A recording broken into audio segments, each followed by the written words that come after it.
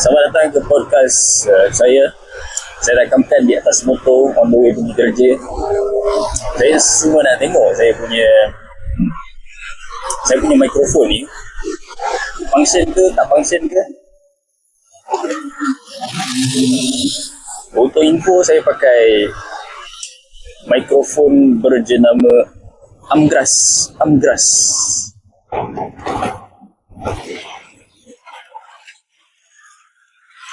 Sekarang dekat traffic light so tak cakap.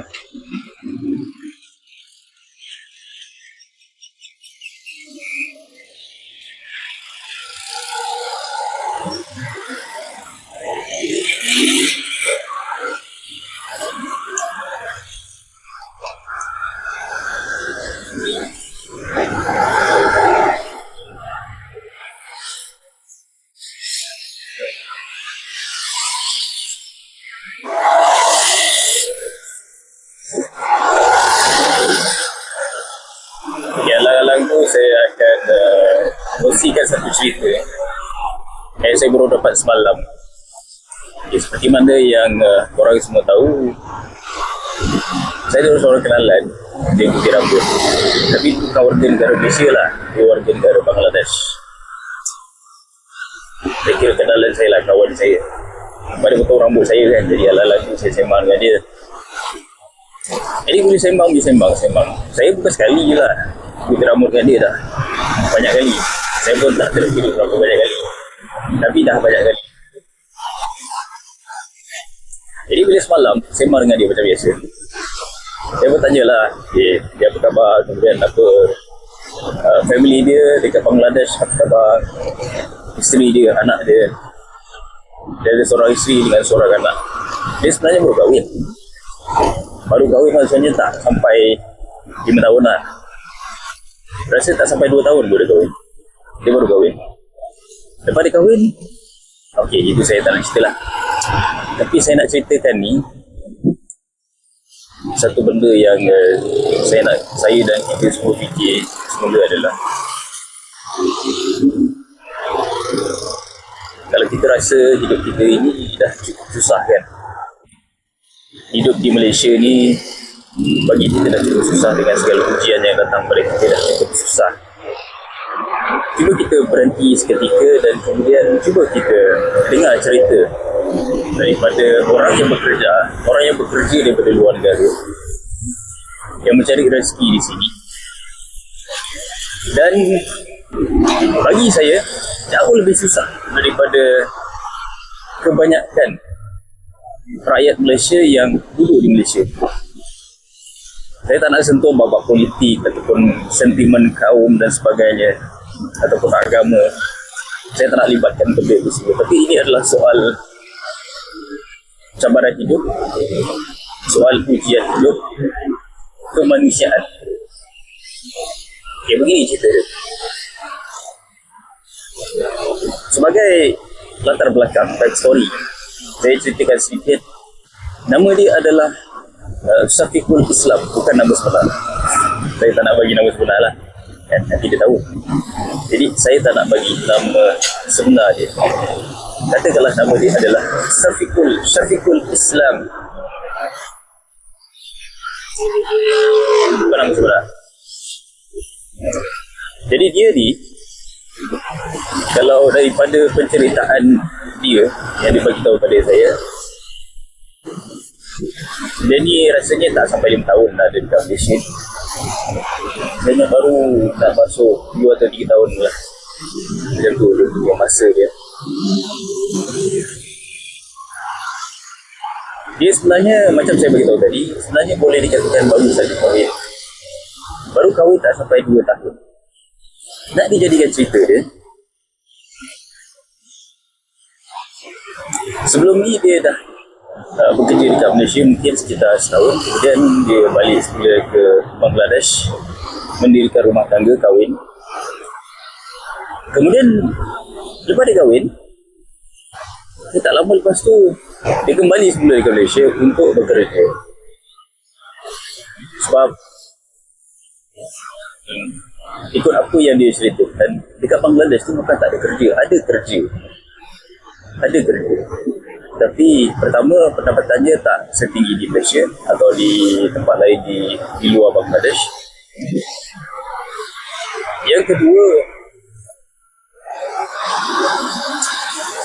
permintaan lebih tinggi daripada penawaran dari segi peluang pekerjaan di sana. Maksudnya, walaupun kerja dia, tapi kerja itu ramai orang yang nak. Dan macam sama lebih kurang dekat Malaysia lah. Dekat Bangladesh pun dia ada sektor awam ataupun kerajaan, ada juga sektor swasta. Okay? Company swasta. Sama juga dekat sana pun sama juga. Dan saya tak mahu sentuh bab politik ataupun apa, tapi rumusan yang saya boleh bagi tahu adalah dekat sana ada peluang pekerjaan tetapi limited, terhad. Orang yang nak bekerja ramai, peluang pekerjaannya tak banyak. Jadi dia ada banyak persaingan dekat situ. Persaingan cukup tinggi dekat situ.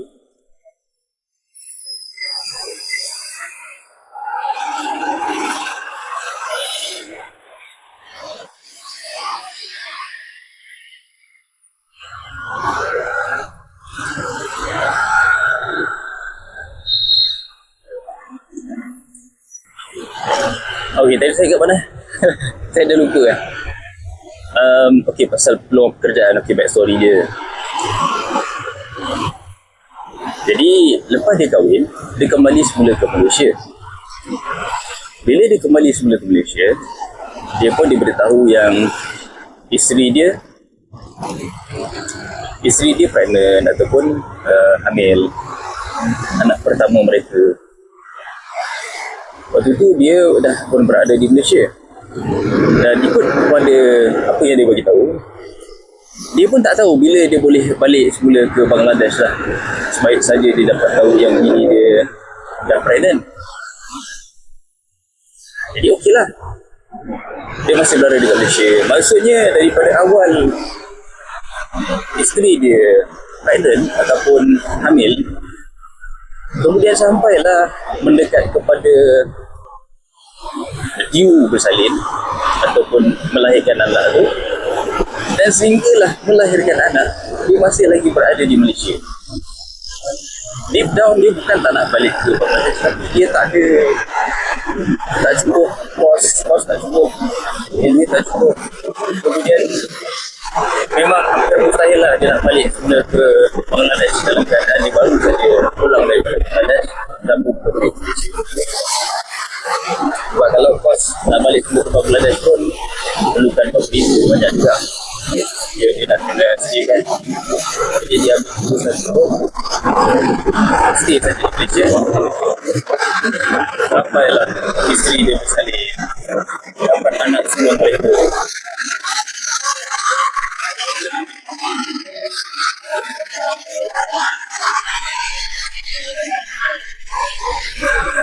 Nampak tak susah Dia tu baru sikit tu. Itu baru sikit saya cerita tu.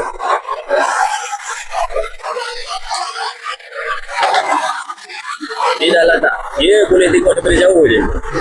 Dia boleh tengok daripada jauh je. Isteri dia pregnant. Dia boleh tengok daripada jauh kan. Isteri dia salin.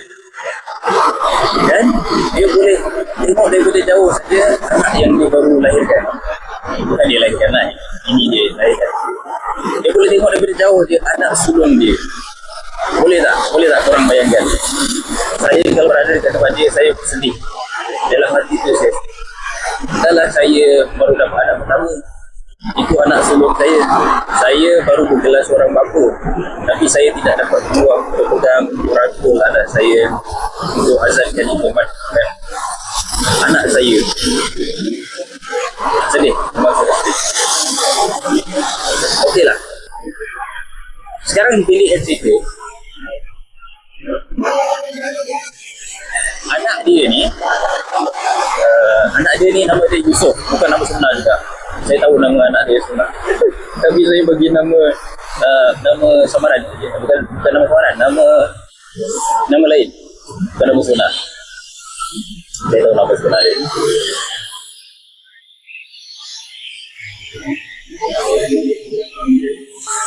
Okay. Yusuf bukan nama sebenar, itu nama anak dia. Bukan nama sebenar.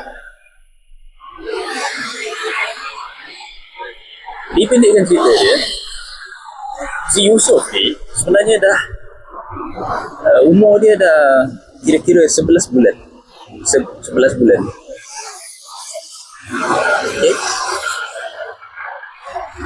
Dah 11 bulan. Oh, saya silap lah. So maksud dia tadi kahwin pun tak sampai setahun lagi. Okay, sekarang si Yusuf ni usia dia dah menjengah 11 bulan. 11 bulan. Jadi saya pun sajalah tanya dekat dia. Awak punya anak tu kenal tak? You siapa? Lepas dia cerita kat saya lah. Dia tak kenal saya siapa, tapi dia panggil saya bapak dia lah. Kalau saya WhatsApp call dengan dia kan, video call dengan dia, dia panggil saya bapak dia. Saya panggil dia abu-abu, itu panggilan biasa lah untuk anak kan kat sana. Jadi dia panggil saya bapak. Saya pun tak ingat lah apa panggilan bapak tu kat sana.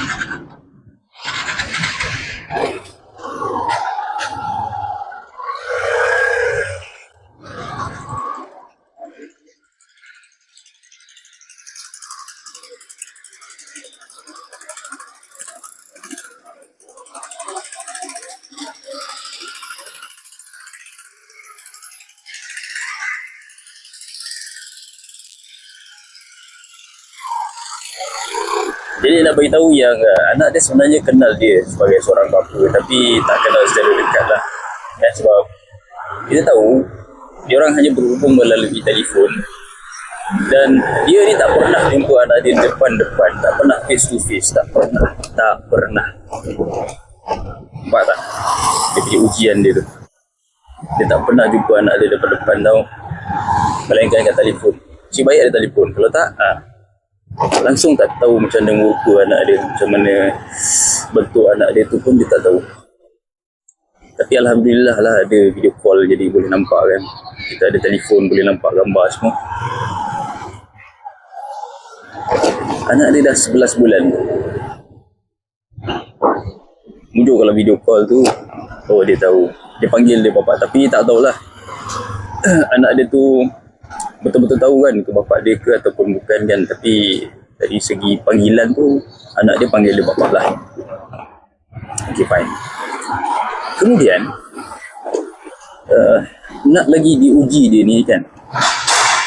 Okay, dia ni kerja sebagai tukang gunting rambut di salah sebuah kedai di Kuala Lumpur. Saya pun dah sampai. Okay lah, saya sambung part 2 nanti. Okay, pada podcast akan datang. Cukuplah buat setakat hari ni. Saya dah sampai lah dekat parking. Okey, kita jumpa lagi pada episod podcast yang akan datang untuk sambungan bahagian kedua. Cerita tentang Syafiqul Islam bukan nama sebenar dan juga keluarganya. Anaknya Yusuf bukan nama sebenar juga. Saya akan sambung pada bahagian yang kedua. InsyaAllah nanti pada podcast yang akan datang. Bye-bye. Assalamualaikum. Terima kasih sebab mendengar. Tunggu episod yang akan datang. Sekian, terima kasih.